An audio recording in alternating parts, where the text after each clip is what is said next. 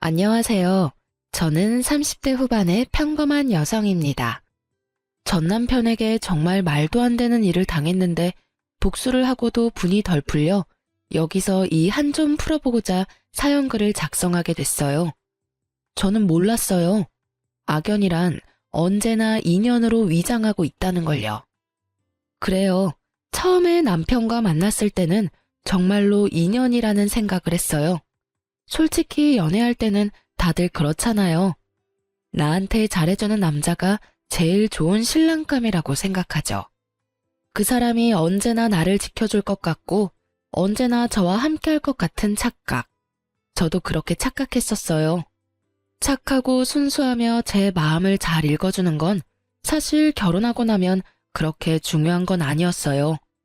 제일 중요하게 봐야 할 것을 보지 못하고 섣부른 결혼을 선택한 제가 결국 결혼 4년 만에 이혼을 하게 된 건 어찌 보면 당연한 일이었을지도 몰라요. 저는 애견 미용사였어요. 어릴 때부터 귀엽고 깜찍하고 충성스러운 강아지를 좋아했고 결국에는 그것이 제 진로에 큰 영향을 미쳤죠.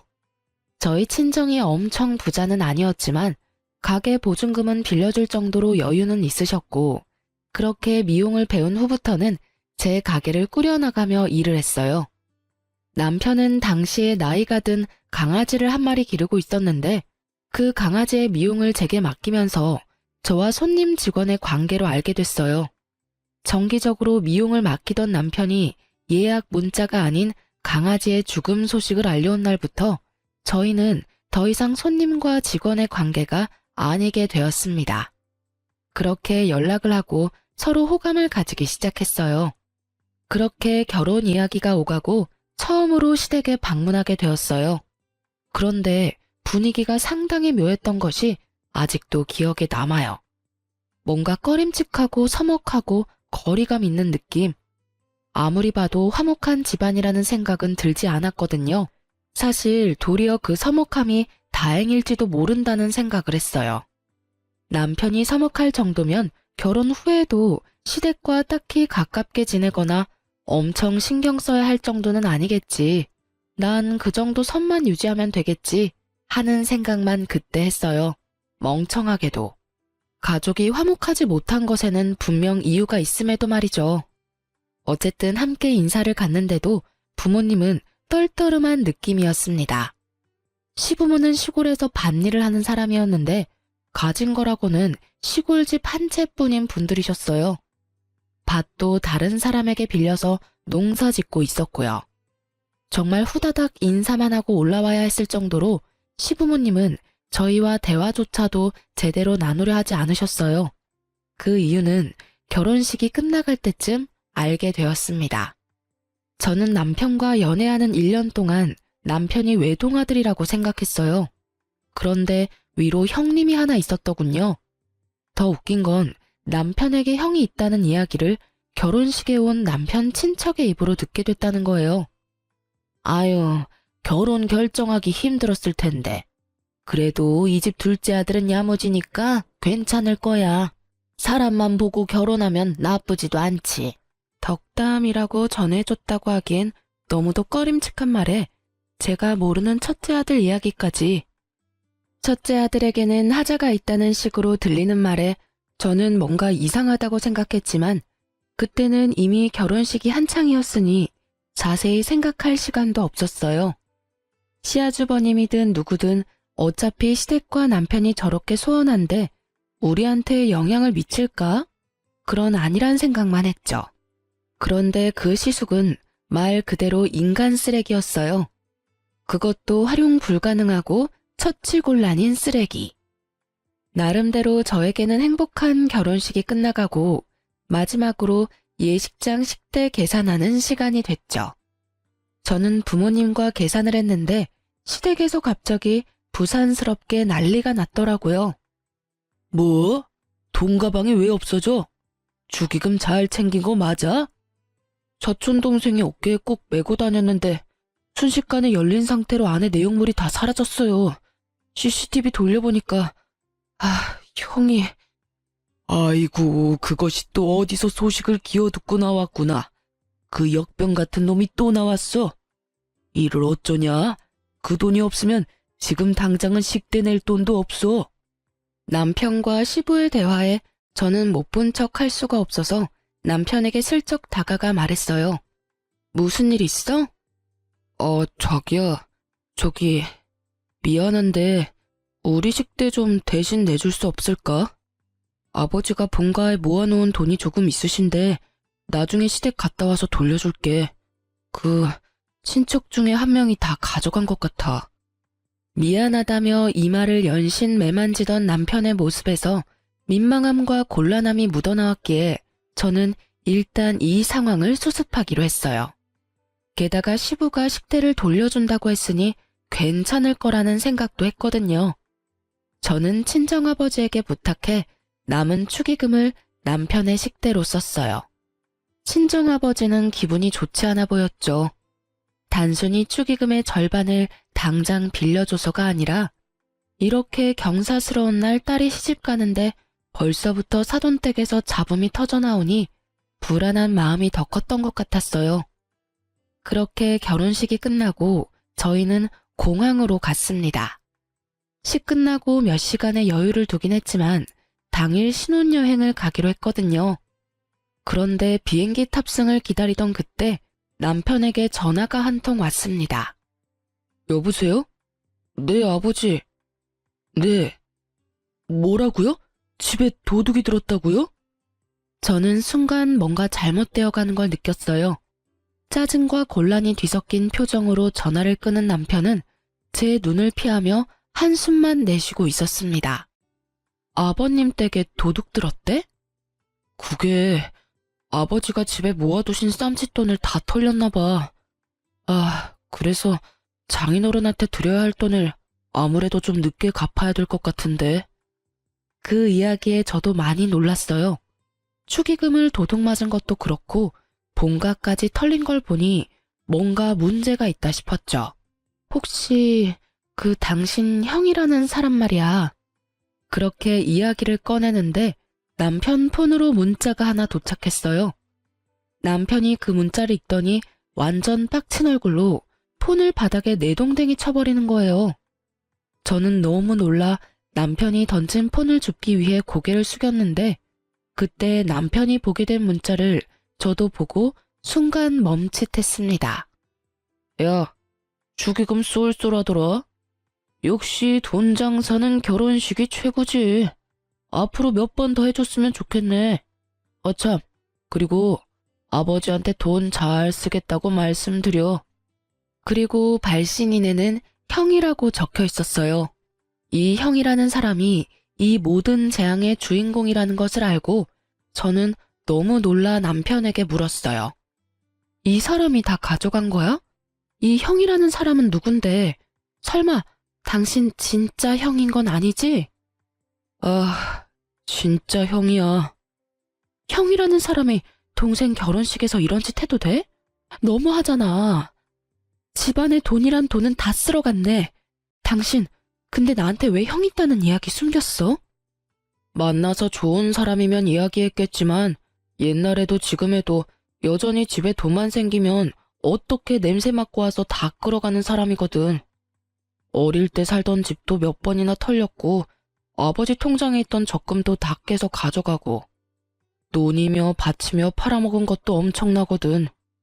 집에 경조사 있으면 와서 가져가는 것도 그렇고 이번에 우리 결혼 때도 형님한테 알리지 못하도록 힘썼는데 어떻게 알고 왔는지. 그래서 결국에는 우리 부모님도 저렇게 힘들게 살고 계시고 형 때문에 나랑 부모님 사이도 서먹해졌고 아버지는 대기업 다니는 나한테 불똥 튈까봐 본가에도 자주 못 오게 하실 정도였거든. 남편의 입에서 나오는 형에 대한 인상은 제 생각보다 더 충격적이었습니다. 아니, 그런 걸 숨기면 어떡해. 게다가 이 문자는 또 뭐야? 이제 막 결혼하는 사람한테 결혼을 몇 번 더 하라고? 이게 제정신이야? 동생 축의금 몰래 가져가서 가족들 곤란하게 만든 것도 그래. 도대체 뭐 하는 사람이야? 진짜 너무하잖아.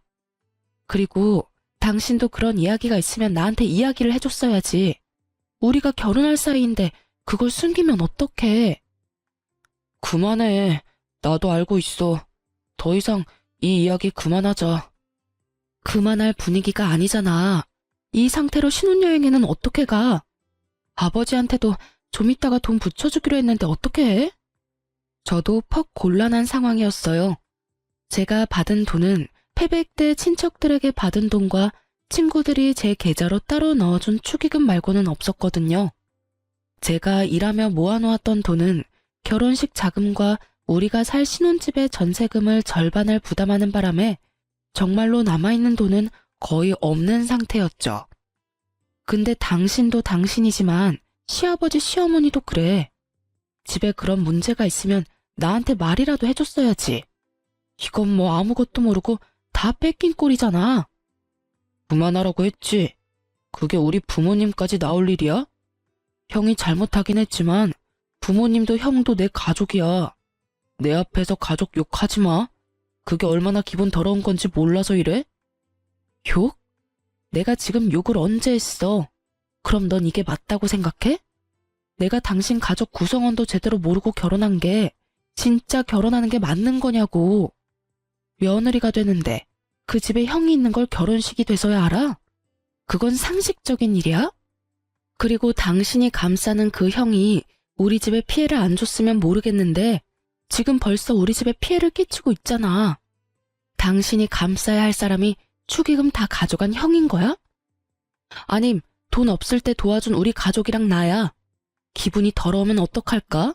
사과라도 해줘. 근데 그 사과 원하면 우리 집 돈부터 갚아. 우리 아버지한테 당신이 사과 먼저 하고 집안에 있는 도둑 간수도 제대로 못해서 급한 불 꺼준 나한테 이제는 뭐? 기분이 더럽다고? 도와준 나한테 지금 할 소리야? 왜 화를 내? 그냥 말로 해도 되잖아. 왜 이렇게 감정적으로 나와? 소리 지르지 말고 말로 하라고. 소리를 지르고 말고 할 게 아니라 너 하는 말이 소리를 지르게 만들잖아. 내가 한 말 중에 틀린 말은 하나도 없는데 왜 당신이 이렇게 당당해? 내 기분 더러워진 건 생각 안 하고 너 기분 더러운 것만 신경 쓰고 있으면서 내가 지금 웃으면서 해준다고 좋아서 도움 주고 있다고 착각하나 본데 나도 내 기분 더럽게 만들고 싶지 않아서 필사적으로 여태까지 너한테 티 안 내고 버틴 거라고. 그 와중에 너는 네 생각만 하고 네 가족 생각만 하지? 나도 내 가족 생각했으면 지금 당장 다 내팽개치고 나 혼자 여기 남았을 거야. 신혼여행은 무슨 신혼여행? 이 기분으로 여행을 뭐하러 가? 그것도 나 열받게 만든 인간이랑. 결국 열받아서 남편에게 한 소리 퍼부은 저는 온몸으로 기분 나쁜 티를 뿜어냈습니다. 참을 수 없었어요. 자기가 왜 나한테 기분이 더럽다고 말해요? 이 상황에서 진짜 기분이 더러워야 할 사람이 누군데. 저는 아버지께 가야 할 축의금의 절반까지 날아갔고 그 돈을 언제 받을 수 있을지 모른 상태가 되었으며 아주버님이라는 작자에게 결혼을 몇 번이나 더 하라는 문자까지 보고 완전 열이 받은 상태인데 게다가 남편 수중에 있는 돈이 한 푼도 없으니 더 문제였어요. 신혼여행에서 돌아오는 길에 양가 부모님 선물을 사오기로 했는데 이렇게 되면 양가 부모님 선물도 제 돈으로 사야 하는 상황이 됐잖아요. 단순히 돈이 들어서 화가 난 게 아니었어요. 이 행복한 신혼여행의 기분을 완전히 잡치게 돼서 짜증도 났는데 돈까지 내가 다 내서 무언가를 해야 한다는 상황이 더 열이 받은 거였죠. 노발대발하는 제 모습에 남편이 순간 흠칫하더군요. 결혼할 때까지는 저는 한 번도 화를 낸 적이 없었거든요. 아마 제가 화내는 모습을 처음 봤을 수도 있어요. 제가 화를 안 낸 이유는 단순했어요. 서로 다른 환경에서 자랐으니 저와 다른 면을 발견하더라도 상대방에게 그걸 고치라고 강요하지는 않았거든요. 근데 남편도 저한테 상식적인 선에서 대했고요. 그런데 이번은 그 상식에서 완전 벗어난 일이었잖아요. 피해는 저와 저희 집이 다 당했는데 자기 가족만 감싸고 도는 남편 놈을 보니 제가 결혼을 잘못했나는 착각까지 들 정도였으니까 말이죠. 그제서야 남편 놈은 눈을 동그랗게 뜨고는 주춤거리며 제게 말을 하더군요. 자기야, 내가 정말 미안해. 내가 잠깐 정신이 나갔나 봐. 아, 그래, 당신은 충분히 화낼 수 있지. 나도 형 때문에 화나고 짜증나서 그랬어. 당신한테 화내야 할 일이 아닌데. 화 다 내고 사과하면 뭐가 달라져? 내가 기분 나쁜 건 너는 할 말 다 해서 속이 시원해졌고 사과 한마디면 끝나는데. 나는 속으로 더 열받고 있는데 수천 마디 말을 당신 사과 하나 때문에 못하게 된다는 점이야. 여기서 화를 내면 또 나만 나쁜 여자 되는 거니까. 사과를 할 거면 사과할 일을 좀 만들지 마. 생각해보면 단순하잖아. 아니면 좋게 말하고 끝날 일들이었고. 당신 가족이 저렇다는 건 이미 저렇게 됐으니 어쩔 수 없지만 그렇다고 당신까지 나를 이런 식으로 대하는 건 아니지. 미안해. 정말 미안해. 그 형이랑도 절대 연락 안 하고 살 거야. 당신한테 더 이상 피해주지 않도록 조심하면서 살게. 장인어른께 빌린 돈들도 최대한 내가 빨리 갚을게. 그러니까 화 풀어. 당연한 말을 내가 화를 내고서야 하는 남편을 보며 저는 한숨만 푹푹 내쉬었습니다. 신혼여행을 갔지만 순간순간마다 그 일들이 떠오르니 제대로 즐길 수가 없었어요. 저의 신혼여행은 그렇게 완전 엉망진창인 기분으로 끝내게 됐죠. 그 기간 내내 남편은 제 눈치를 보기에 바빴고요. 자기가 잘못한 건 알았는지 아니면 제가 생각보다 더 길게 화를 내는 게 신경 쓰였는지 뭐가 그 사람 진심인지 모르겠지만 더 이상 길게 화내봐야 일어난 일은 일어났고 제 기분은 더 나아질 리 없다는 생각에 남편에게 말했어요. 아주버님이랑 제대로 정리해. 절대로 그 사람이 당신이랑 우리 집에 피해주지 않도록 당신이 확실하게 하라고. 그리고 만약에 한 번만 더 이런 일로 나랑 우리 집에 문제 생기도록 만들면 그때는 이렇게 살지는 않을 거야. 이혼 이야기가 나오더라도 이상할 일 없는 거 알고는 있어? 결국 저의 으름장에 남편은 그 뒤로 제 눈치만 보더군요. 그렇게 그 일은 어떻게든 마무리가 됐습니다. 다만 앙금은 다 가라앉지 않았죠. 그래도 더 이상 시댁이나 아주버님에 대한 이야기가 저에게는 들려오지 않는 걸 보며 천만다행이라고 생각하며 살았어요. 그렇게 4년 동안 별 문제 없이 지나갔어요. 아버지에게 빌린 돈 1,500만 원도 남편 월급으로 2년 만에 다 갚을 수 있었어요. 그리고 4년째 결혼기념일에 남편은 저를 굉장히 충격에 빠뜨리는 일을 저질렀습니다. 그날은 남편과 둘이서 좋은 시간을 보낼 생각으로 가득한 하루였어요. 저희가 애가 없다 보니 이번 기회를 잘 이용하면 아이가 생길 것 같아서 굉장히 즐거운 마음으로 스테이크를 굽고 스파게티와 디저트를 손수 준비했어요. 그리고 도어락 비밀번호 누르는 소리가 들리고 저는 부엌에서 쏜살같이 뛰어나가 남편을 맞이하려 했어요. 그런데 제 눈에 들어온 것은 시부모님 두 분과 뒤에선 남편이 들고 온 커다란 캐리어였어요. 제 얼굴에서 웃음이 사라진 것은 당연한 순서였죠. 아버님, 어머님, 여기는 갑자기 무슨 일로... 제 말에 시부모님은 민망한 표정으로 남편을 쳐다봤습니다. 여보, 이게 다 무슨 일이야? 어머님, 아버님이 어째서 이 시간에 갑자기 우리 집에 오신 거야? 여보, 미안한데 당분간만 부모님 우리 집에서 지내면 안 될까? 왜? 무슨 일인데? 집에 물난리라도 났어? 한창 장마철이라 여기저기 물에 잠겼다는 말을 많이 들어서 시부모님 집도 물난리가 난 줄 알았어요. 그런데 남편이 고개를 흔들더군요. 아, 형이 아버지 집 계약서랑 인감도장 들고 가서 집을 팔아버렸어. 뭐? 갑자기 아주버님 이야기가 또 왜 튀어나와? 여태껏 가만히 있다가 왜 지금에서야? 사실 의아하긴 했죠. 그 아주버님 성격이라면 시부모 집 따위 애저녁에 팔아먹을 것 같았거든요. 워낙 들은 게 많아서 말이죠. 그러니까 이상하잖아요. 돈 나올 구석만 있으면 뭐든 다 뺏어가는 사람이 여태껏 그 집을 가만히 놔뒀다는 게 좀 수상하더라고요. 여태까지 그 인감도장이 어디 있는지 몰라서 못 팔았던 모양이더라고. 얼마 전에 오랜만에 부모님 얼굴 보러 왔다고 하면서 내려와서는 내내 그거 찾고 있었던 것 같아. 저는 너무 당황했습니다. 집에 큰일이 일어났으니 남편도 여기까지 시부모님을 데려왔겠죠. 그게 싫다는 건 아니었어요. 만약 저도 당장 제 부모님에게 문제가 생기면 우리 집부터 모셨을 거예요. 그런데 그러면 말이라도 해줘야 하는 거잖아요. 저번에도 그러더니 이번에도 남편은 제게 한마디도 없이 시부모님부터 먼저 데리고 와서 대뜸 들이밀면 해결이 되는 줄 아나 봐요. 여보, 내가 항상 말했잖아. 미리 말을 좀 하라고. 이런 일 생겨서 모시고 올 것 같으면 나한테도 미리 상의라도 한마디 했어야 하는 거 아니야? 미안해.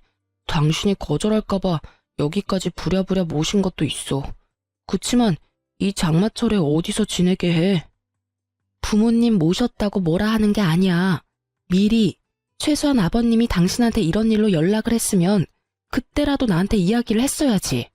그래야 내가 뭘 준비를 하든 말든 할 거 아니야. 이렇게 다짜고짜 모시고 오면 이 늦은 시간에 부랴부랴 두 분 모실 방 정리해, 청소해, 식사도 2인분 뿐인데 어떻게 하라는 말이야. 미안해. 방도 내가 다 정리하고 청소도 내가 하고 두 분 밥도 내가 알아서 할게. 그러니까 제발 여기 있게만 해줘. 부탁이야. 남편이 제게 사정사정하는데 도와주지 않을 수도 없었어요. 두 분이 본인들이 원해서 또는 며느리 괴롭히고 싶어서 들어오는 것도 아니고 두 눈 가득 제 눈치 보는 걸 뻔히 알면서도 그분들을 내칠 만큼 제 마음이 모질지도 못했죠. 그렇지만 이대로 계속 살 수도 없는 노릇이었습니다. 두 분은 할 일을 찾지 못해 계속 불안해하셨고 계속 시골로 내려가고 싶어 하셨어요. 결국 저와 남편은 상의 끝에 제가 모아뒀던 돈 2천만 원을 시골에 있는 집에 월세 보증금으로 넣어 시부모님 두 분을 모시기로 했어요. 전세를 해드리고 싶었지만 돈이 없으니 어쩔 수 없이 월세를 들어갈 수밖에 없었죠. 그렇게 보증금을 넣으면서 이름은 제 이름으로 계약했어요. 그 아주버님이 언제 또 이 재산을 노릴지 모르니 제 이름으로 해야만 했죠. 시부모님도 남편도 모두 동의한 사항이었어요. 그렇게 어떻게든 급한 불은 껐지만 저는 속으로는 내내 부글부글 끓었어요. 남편도 남편이지만 그 시숙의 존재 때문에요. 도대체 뭐하는 작자이길래 우리에게 이렇게 피해를 주나 싶었거든요. 어떻게든 한 번은 정리해야 할 문제라는 생각이 들었죠. 아니, 평생 동안 모은 돈을 갈취당하면서 살 수는 없는 노릇이잖아요. 그래서 결국은 각오를 다지고 아주버님의 뒤를 캐기로 했어요. 흥신소라는 게 보통은 불륜을 잡는 곳인데 저는 가족의 뒤를 캐려니 약간 기분이 이상했어요. 그래도 이대로라면 우리가 피해를 고스란히 입겠다 싶어서 어디서 뭘 하는 사람인지 주소와 전화번호를 알고 싶다고 했어요. 흥신소 직원이 남편은 전화나 주소 같은 건 모르냐고 묻길래 남편도 연락을 끊어서 모른다고 말했거든요. 그런데 얼마 뒤 흥신소 직원이 제게 아주버님 조사한 서류를 주더라고요. 진짜로 남편이 모르는 거 맞나요? 저희가 뒤를 캐보니 전혀 다른 내용이던데. 한번 확인해 보시죠. 그게 무슨 말이에요? 남편도 시숙이랑 연락 끊은 지 오래돼서 모른다고 하던데. 그 시숙이라는 분이 남편 뒷조사를 했던 것 같더라고요. 그래서 저희도 조사하면서 알게 된 사실인데 두 사람이 뭔가 거래를 한 것 같던데. 그 부분은 저희가 상세히 알기는 어렵고요. 사실 저희가 완전 다르다고 한 건 그 뒷부분에 넘어가면 있거든요. 먼저 확인 한번 해보세요. 흥신소 직원의 말에 저는 서류를 한 장 한 장 넘기다가 너무 놀라 뒷목을 잡을 뻔했어요. 게다가 너무 화가 나서 손에 힘을 너무 많이 주는 바람에 들고 있던 서류까지 구겨지고 찢어졌죠. 뒷조사에는 아주버님만 있었던 게 아니었어요. 남편이 웬 여자와 만나는 게 찍혀 있더라고요.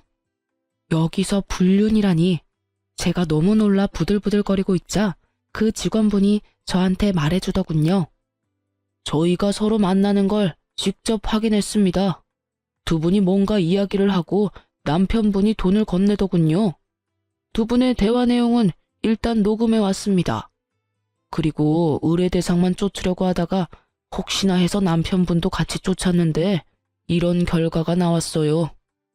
맨 마지막에는 숙박업소에 함께 들어갔다가 함께 나오는 남편과 상간녀의 모습이 그대로 찍혀 있었어요. 아주버님을 조사하려다가 남편의 불륜을 알게 된 제 기분은 완전히 바닥을 쳤습니다. 그리고 직원이 들려주는 대화 내용을 듣고는 더 열이 받아버렸죠. 왜 또 돈을 달라고 하는데? 나 이제 돈 없다니까? 그 일은 저번에 준 2천만 원으로 끝난 거잖아. 형이 비밀 지키겠다고 했고 그것 때문에 내가 아버지 인감이랑 집 계약서 어디 있는지 알려줬잖아. 야, 그럼 네 마누라가 알아도 좋아? 너 네 마누라한테 돈 많이 빌렸다며? 네가 밖에서 그런 짓이나 하고 돌아다니는 거 알면 마누라가 참 좋아하겠다. 그치? 돈 주기 싫으면 말어. 내가 직접 네 마누라한테 가서 네가 어떤 여자랑 어디서 뭘 하는지 가르쳐 줄 테니까. 이 대화를 들으니 단번에 알겠더군요. 시숙은 남편이 바람 피운 장면을 목격했던 거예요. 그리고 그걸 비밀로 해주는 조건으로 남편을 꼬드겨 인감도장을 찾아 집까지 팔 수 있게 됐고요. 이 모든 게 남편 놈의 불륜 때문에 벌어진 일이라는 것도 일목요연한 일이었습니다. 그래놓고 모든 걸 자기 형 책임으로 몰아가다니. 애초에 남편이 불륜을 저지르지 않았다면 그 형이 그걸 빌미로 시부 집을 팔 일도 없었을 테고 제가 보증금을 마련해야 할 일도 없었을 테죠. 저는 너무 열받아서 추가로 남편과 상간녀에 대해 조사를 부탁했습니다. 그리고 혹시라도 남편에게 숨겨진 재산이 있는지도 확인했어요. 저는 그날 저녁 늦게 집에 들어갔습니다. 남편과 마주치면 바로 욕이 튀어나올 것 같아서 남편에게 먼저 자라고 문자한 뒤에 12시가 다 돼서 집으로 들어갔어요.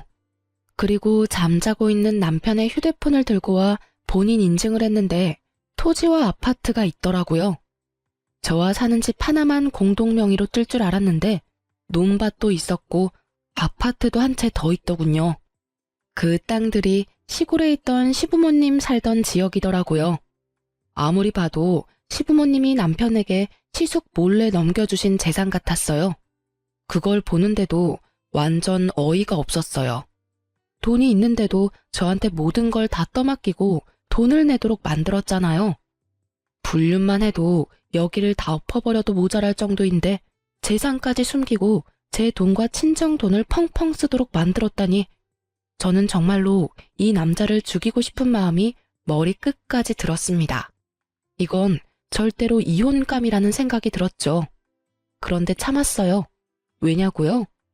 불륜은 증거 싸움이고 어찌됐든 증거가 불충분하거나 불법적인 경로를 얻은 거면 저에게 오히려 더 불리하게 작용한다고 들었거든요. 인터넷에 떠도는 이용글들에서 얻은 정보였어요. 그리고 저는 제가 불행해지는 건 싫어요. 나쁜 연놈들이 불행해지는 걸 보고 싶은 거지. 게다가 흥신소에서 수집한 증거들은 모조리 불법 증거가 될 수도 있어서 일단 제 손으로 띄어야 했죠. 다행히 여름 휴가철이라 여름 휴가 명목으로 가게 문을 일주일간 닫았어요. 그리고 그 일주일간 남편 뒤를 캤답니다. 아주 고구마 줄기처럼 줄줄이 엮여 올라오더군요. 숙박업소에 함께 들어가는 사진과 함께 나오는 사진, 그리고 두 사람이 팔짱 끼고 애정 표현하는 사진까지 모조리 제가 직접 쫓아다니며 살심을 숨기고 찍은 사진들이었습니다. 그리고 남편 자는 동안 남편 지문으로 폰 열어서 그 여자랑 나눈 증거 대화들 모두 사진 찍어놨어요. 그리고 마지막 증거는 저 혼자가 아닌 시부모님과 함께 하게 됐습니다. 바로 남편이 그 상간녀와 숙박업소에 들어갈 때 시부모님을 불렀어요. 저는 시부모님에게는 남편이 할 이야기가 있다는 말로 이쪽으로 오시도록 만들었습니다. 몇 호에 들어갔는지 확인한 저는 그 방문 앞에서 동영상을 찍기 시작했습니다. 문 앞에 바짝 대고 있어서 그런지 녹음이 그래도 됐더군요. 두 분 부모님이 왜 이런 곳으로 불렀냐며 눈살을 찌푸리는데 저는 잠시만 계셔달라고 했어요. 남편이 여기서 곧 나올 거라고요. 부모님은 전혀 의심도 안 하시더군요. 그리고 문이 열리자 남편이 제 얼굴을 보며 깜짝 놀랐어요. 어머니, 아버지, 그리고 당신 여기서 뭐 하는 거야? 뭐 하긴, 남편 같지도 않은 놈 불륜 증거 잡고 있지. 내가 이 방 앞에서 장장 2시간을 기다렸다 이 새끼야. 네가 감히 날 놔두고 바람을 펴? 네가 어떻게 그럴 수 있어, 어? 남편에게 소리 지르자 남편 뒤를 따르던 여자가 놀라서는 다시 방으로 들어가서 문을 걸어 잠그더군요. 저는 그 방 안에 소리쳤어요. 나올 때까지 나도 안 가. 지금 당장 모면하려고 해도 어차피 나올 구멍은 여기뿐이거든. 앞에서 기다릴 테니까 얼굴이나 한번 보자. 그때 남편이 제 손을 확 잡더군요. 그만해. 여기서 뭐 하는 거야? 할 말 있으면 나한테 해. 더러우니까 손 떼? 너한테 할 말이 없을 리가 있겠냐? 더러운 놈. 어디서 나한테 이래라 말아야. 하긴 상간녀보다 네가 더 더러운 놈이지. 우리 부모님은 왜 모셔왔어? 너 부모님들한테 할 이야기 없어? 난 네가 할 이야기 많을 것 같아서 모시고 왔는데 집 때문에. 무슨 소리 하는 건데? 저는 시치미 떼는 남편과 아무것도 모르는 시부모에게 흥신소에서 받아온 녹음본을 들려줬어요. 그걸 듣는 동안 남편놈 얼굴은 새파래지고 시부모 얼굴은 벌겋게 달아올랐습니다. 이 인간 말종 같은 놈아, 네가 그걸 네 형한테 알려준겨? 아이고, 세상에 믿을 놈 하나 없다더니 어떻게 네가 그런 짓을 해? 이놈아, 너 그러면 내가 준 논밭이랑 아파트는 어쨌냐? 너 설마 그것까지 팔아먹었어? 아니에요. 그건 아직 있어요. 제 명의는 아니지만. 네 명의가 아니면 누구 명의로 되어 있는데? 남편이 망설이자 시모가 저를 쳐다보며 말하더군요. 설마 며느리 앞으로 했니? 맹세코 제 앞에는 아무것도 없어요. 지금 사는 아파트도 공동명의고 2분 보증금도 겨우 모은 제 전 재산이거든요. 그럼 설마 너 저 여자 앞으로 다 돌려놨어? 그 말에 남편놈이 말을 하지 않고 고개만 돌리자 시부모가 그 자리에서 털썩 주저앉았어요. 너 미쳤어? 부부 사이도 아닌 생판 모르는 여자한테 지금 전 재산을 맡긴 거요? 난리가 났습니다. 이런 난장판이 따로 없었어요. 저는 저대로 열이 폭발했고요. 이 미친놈이 돈을 그만큼 가지고 있었으면서 여태까지 나한테 빨대를 꽂았어? 네가 사람 새끼야?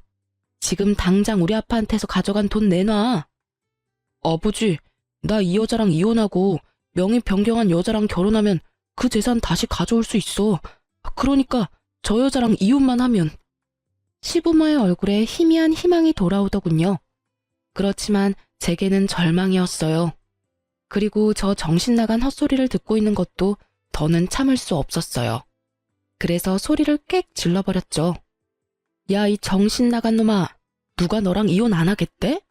아랫돌이 아무한테나 휘두르고 다니는 너 같은 걸레하고 1초도 같이 있기 싫은 게 나야. 이혼을 이야기해도 내가 이야기해야지. 더러운 새끼. 네가 뭔데 나한테 이혼하자고 난리야? 그래, 해. 이혼. 근데 네가 가져간 돈은 다 내놓고 꺼져야지.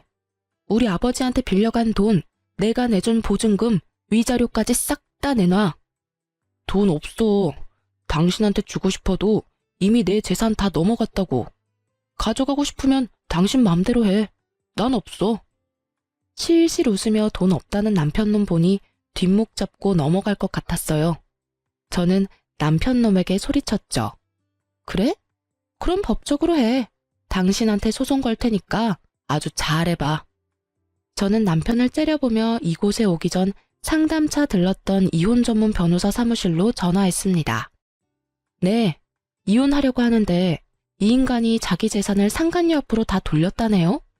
지금 있는 재산은 저랑 공동 명의로 가지고 있던 아파트인데 그거 처분 못하도록 할 수 있나요? 네, 그럼 그렇게 해주세요. 뭐 한 거야, 당신? 신혼집 공동 명의, 명의자 바꿀까봐 못하도록 법원에 신청했어. 이거라도 있어야 너한테 뜯긴 내 돈이랑 위자료라도 건지겠지. 짐 다 싸서 내놨으니까 알아서 찾아가. 그리고 난 절대로 너희 둘 용서 안 해. 그렇게 말하고 돌아서던 저는 방 안에서 모든 걸 듣고 있을 상간녀에게 말했습니다. 상간녀야, 너 직업 좋더라. 내가 곧 그 직업 잘리도록 만들어줄게. 저는 그렇게 말하고 집으로 돌아왔어요. 큰 소리는 쳤는데 진짜 딱 죽고 싶었어요. 너무 비참하고 열받아서요. 왜 나한테 이런 일이 일어나나 싶고 세상 불행은 왜 저에게만 오나 싶었거든요. 그렇게 저는 남편과 상간녀에게 소송을 진행했어요. 아이러니하게도 상간녀 직업은 공무원이었거든요. 뒷조사 해주시던 분들이 여기 오기 직전에 알려줘서 상간녀에게 그렇게 큰 소리 쳤던 거고요. 공무원은 품위 유지를 위반하면 징계를 받잖아요. 그래서 불륜 징계 처분을 받을 수 있도록 변호사와 이야기했어요. 그걸 이용해서 완전히 발 디디고 설 곳 없도록 만들기로 했어요. 남의 것을 빼앗을 때는 본인도 뺏길 수 있다고 생각하는 게 당연한 거 아닌가요? 그렇게 저는 남편과 이혼에 성공했어요. 공동명의였던 집도 온전히 제 명의로 바뀌었어요. 남편에게서 받을 재산이 그것뿐이라 위자료와 시부 보증금으로 받아야 할 돈들을 그걸로 가져온 거였어요. 그리고 시골에 얻어준 시댁 보증금은 빼버리려 했더니 계약 기간이 안 돼서 세입자를 새로 구해줘야 빼준다고 하더라고요. 그렇게 저희 신혼집은 제 명의가 됐어요. 그리고 상간녀 위자료 소송으로 받은 돈은 아버지께 드렸어요. 아버지는 남편놈 행동에 열이 뻗치셔서는 욕을 어찌나 하시는지 그거 달래느라 힘들었어요. 너 이대로 있을 거야? 그 망할 놈 좋은 일만 시키고 말이지. 결혼식 식대 내달라고 왔을 때부터 나는 꺼림칙했어. 천벌을 받을 놈 같으니라고. 감히 내 딸한테 이딴 짓을 저질러? 아빠, 걱정 마세요. 저도 절대로 이렇게는 못 끝내죠. 근데 쓰레기를 내 손으로 버리면 내 손이 더러워지잖아요. 이럴 때는 쓰레기로 쓰레기 처리하도록 만드는 법이 제일 좋아요. 제가 좋은 쓰레기를 하나 알거든요. 저는 아버지에게 그렇게 이야기하고 전 남편의 형에게 전화를 걸었습니다. 네, 안녕하세요. 저 당신 동생 와이프예요. 얼마 전에 이혼했거든요. 나한테 돈 달라고 전화한 거면 번지수 잘못 짚었어요. 나 돈 없거든. 그리고 동생이랑 남남이면 나랑도 남남인데 뭔 일로 전화를 했어요? 별일 아닌 거면 끊습니다. 급하시네요. 좋은 거 알려드리려고 전화했는데. 당신 남동생한테 재산이 얼마나 있는지 모르죠? 걔는 벌써 내가 다 털어서 얼마 전에 연락했는데 개털이던데. 그럴 리가 있겠어요? 제가 문자로 땅 아파트 한 채 주소 어딘지 보내드릴게요. 그거 당신 동생이 가지고 있던 재산이었거든요. 당신 부모님이 당신한테서 지키려고 동생 명의로 바꿔놓은 거예요. 그리고는 당신한테 들킬까봐 시댁에도 자주 못 오게 하고. 알고 계셨어요? 뭐? 그런 게 있었다고? 이야, 요거 간땡이가 부었네. 아, 근데 그거 명의 얼마 전에 바뀌었어요. 당신 동생이 만나던 여자 이름으로요. 뭐? 그쪽으로 바뀌면 어떻게 하기 힘든데? 괜찮아요. 두 사람 곧 재혼할 것 같은데 형님이 제주껏 재능 발휘하시면 될 것 같네요. 제가 굳이 손대고 싶은 마음은 없거든요. 아, 부부가 되면 가져오기 쉽지. 가서 한 판 휩쓸어주면 냅다 던져주거든. 근데 이렇게 알려주는 이유가 뭐요? 뭐긴요. 저를 이렇게 괴롭혔으니까 그 사람들도 괴로워봐야 하지 않겠어요? 그 녀석도 무서운 사람 건드렸네. 대신 부탁 하나 있어요. 재산 다 뺏고 나면 전화해서 그 사람들 어땠는지 이야기 좀 해주세요. 그러고는 전화를 뚝 끊었어요. 저는 앞으로 벌어질 일들을 기다리고 있었어요. 쓰레기 형님이 쓰레기 동생을 어떻게 처리하나 하고요. 그리고 며칠 뒤에 전화가 왔더군요. 이야기를 들어보니 아주 웃겼어요. 전 남편 놈은 자기들의 보금자리까지 찾아온 형에게 놀라 한바탕 뒤집어졌다고 해요. 그 와중에 형이 재산 내놓으라고 행패 부리며 안 내놓으면 여기저기 불륜 소식 다 알려버리겠다고, 그리고 이 아파트에 사는 사람이 모두 알도록 만들겠다고 협박했는데도 안 내놓더래요. 그래서 그 형님이 어쨌다는 줄 아세요? 상간녀 부모한테 가서 무슨 자식을 그따위로 키웠냐고 불륜이나 해서 남의 가정 깨고 남의 재산 다 가져간 파렴치한으로 만들어버리는 바람에 결국 상간녀 부모 쓰러져서 몸져 누웠다고 하더군요. 그리고 그 이야기 듣고 뛰쳐온 상간녀가 결국에는 전 남편에게 받았던 재산 싹 다 돌려줬다고 했답니다. 하긴 그렇게 애지중지 키운 딸년이 유부남이랑 붙어먹으며 불륜이나 저질렀다는 걸 알면 얼마나 충격받았겠어요. 이렇게 화려하게 제 복수를 대신해주니 분노와 화로 가득했던 가슴속을 시원하게 덜어낼 수 있었어요. 그런데 그러고 며칠쯤 지났을까요? 상간녀에게 연락이 왔더라고요. 사실 저는 전 남편과 만나기 싫어서 제 명의가 된 집도 팔려고 내놨고 애견 미용실도 다른 곳으로 이전하려고 생각 중이었거든요. 그놈 얼굴 보기 싫어서 그랬는데 뜬금없이 상간녀가 연락 오니 좀 의아했죠. 안 만나고 싶었지만 마지막이라는 생각으로 한번 만나주기로 하고 나갔어요. 약속을 하고 만난 곳에는 상간녀와 전 남편이 같이 있었어요. 두 사람이 왜 날 불렀나 싶었지만 제가 쫄릴 게 뭐가 있겠어요? 잘못한 건 두 사람인데. 그래서 당당하게 그 앞에 앉아서 물었죠. 왜 보자고 하셨어요? 꼭 이렇게까지 했어야 해요? 상간녀 표정이 그 전과는 다르게 아주 시달려서 눈밑이 시커멓게 기미가 꽉 꼈더군요. 마치 상간녀의 앞날처럼 말이죠. 저는 싱긋 웃으며 정말 아무것도 모른다는 것처럼 물었죠. 뭘요? 아주버님요. 아, 그분요? 그분이 왜요? 저희 주소랑 이 사람 재산 있는 거 알려준 게 당신이라면서요. 그 사람이 저희한테 다 말해줬어요. 혹시 우리 부모님 찾아가라고 한 것도 당신이 한 짓이에요? 어이가 없네. 이젠 뭐든 다 내 탓이야. 네가 뭔데 나한테 그딴 소리 하는데. 그래서 나한테 책임이라도 씌우고 싶어서 그래? 내가 알려줄까? 너희 집 주소 그리고 저기 찌그러져 있는 저 새끼가 가지고 있던 재산 내가 다 알려줬어. 그 형님한테. 그런데 난 알려준 것뿐이야. 세부적인 일은 그분이 혼자서 다 하셨지. 내가 왜 그런 일을 해? 미안한데 쓰레기 치우는데 내 손을 쓰는 건 너무 더럽잖아. 그것도 하나가 아니라 둘이나 됐는데. 그래서 사고 치는 거 좋아하는 사람한테 정보 하나 준 것뿐이야. 그렇다고 내가 뭘 해달라고 요구한 적 없어. 녹음한 거 있는데 들어볼래? 진짜로 당신이 시킨 게 아니라고요? 내가 말 안 했어도 언젠가는 당신들 찾아갔을걸? 거기 짜져있는 아저씨가 대답해봐요. 맞죠? 당신 형님 그러고도 충분히 남을 사람이잖아. 결혼식 전까지 한 번도 그 존재에 대해 들어본 적 없는 형님이 우리 결혼식에 와서 시댁 축의금 홀라당 훔쳐서 도망가서 결국에는 우리 친정아버지가 그 돈 내도록 만들었죠. 돈 될 만한 땅도 그렇게나 많이 가지고 있었으면서 돈 한 푼 안 내고 나한테 돈 다 내도록 만들었잖아. 그게 이 인간 수법이라고. 그 형님이라는 쓰레기 같은 인간이랑 똑같은 쓰레기. 제 말에 상간녀가 분노를 삼키려는 건지 이를 꽉 깨물더군요. 이제 알겠어? 네가 가져간 게 저런 인간이야. 잘 됐지 뭐. 나만 아니면 되니까. 야, 이 나쁜 놈아. 그런 가족이 있었으면 나한테 말을 했어야 할 거 아니야. 너 지금 나 속이고 결혼하자고 한 거라고. 아줌마, 다 됐으니까 이 남자 데리고 가요. 다시 가져가라고요. 저 새끼 때문에 나는 3년간 악착같이 공부해서 들어간 번듯한 직장에서도 해임됐고 결국에는 소문까지 다 나서 얼굴도 못 들고 다니게 됐어. 우리 부모님은 아예 내 얼굴 볼 생각도 안 하고 이놈은 자기도 회사 잘려서 놀고 있지를 않나 위자료 대신 내준다는 말만 믿고 있었는데 그 형이 나타나서 다 빼앗아가질 않나. 이게 도대체 무슨 일이냐고.